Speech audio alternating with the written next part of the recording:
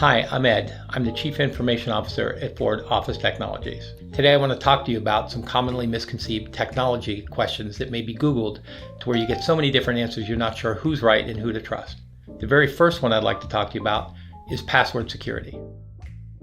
Password security is very confusing if you Google it and you ask, how long should my password be, or do I need special characters? And all those are great questions. I recently had a contest where I had a password security set up and somebody picked a bunch of weird characters and @ signs and exclamation points and little case characters and uppercase characters.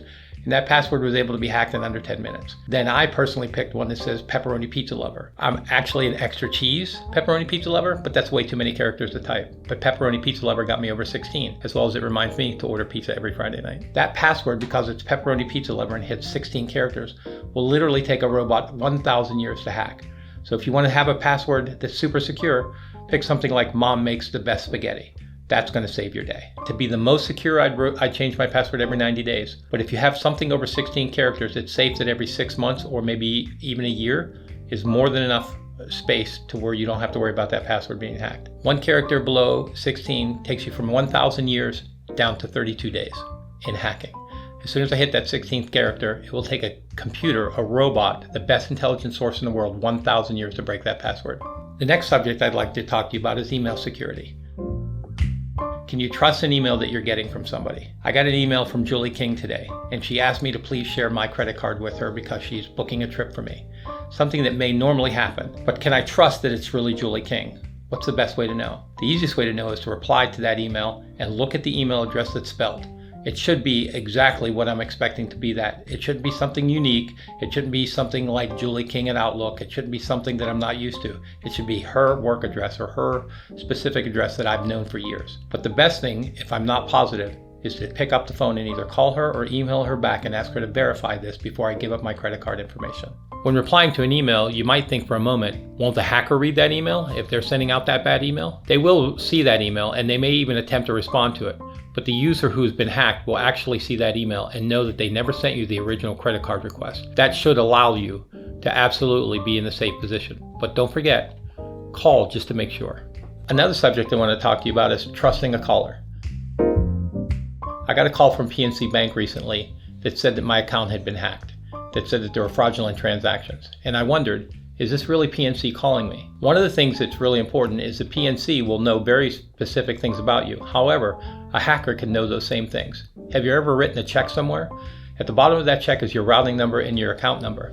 And if they read to your routing and number and account number over the phone, you'd probably trust that caller, right? But the problem is, that could be the teller at the bank. That could be someone that you wrote a check to at the store. That could be someone in the accounting department that became hacked. You never know to do that. What's the best thing to do? Call the bank back. Call them back on their 800 number and say, I'd like to speak to the fraud division, and let them know you just got a call. When they confirm that, then you know you're safe. When they don't confirm that, you know you're about to be hacked. When you do get a caller and they want you to verify your security questions, because that's typically part of what you might see from a banking organization, here's what I do. I give them the wrong one the first time. I always challenge them. And then when they tell me it's wrong, then I know they're really looking down at a piece of paper that has the right answer on it. So I normally just fib a little bit, just to push the limits of security. Another subject I wanted to talk to you today is about locking your computer. Recently, my wife gave me a hard time about locking our computer. Every time she sits down at it, she has to enter the password. She doesn't normally remember it, so she always hollers out, what's our password? And I tell her. She gave me a hard time asking, who's going to hack our computer? It's just me or you living in the house. Is it going to be the dog? Now, although she thought she was being funny, I had to take the time and I had to explain to her that if our computer is locked, then no one can break into a computer that doesn't have that password. Now, I also know that my wife, probably very much like you, leaves every one of her windows open and logged into. The hacker would actually be able to just open up the browser, log into your bank account, and do whatever they want. But if you lock that computer, you make it twice as hard for the hacker to gain access to your computer. Another subject I'd like to talk to you today is about Windows updates. It's really important to keep your computer updated. It is actually the number one way to prevent a hacker from getting to your computer is to do the weekly updates that come from Microsoft. Many of us are so used to ignoring those updates that if I came to many of your computers, I'd see that they haven't been updated in days or weeks or months or even longer. Please remember, always do your Windows updates. You should be prompted by your computer, but I'd like you to get into the habit of every Monday morning clicking Windows Update, and searching for new and critical updates that might be available on your computer.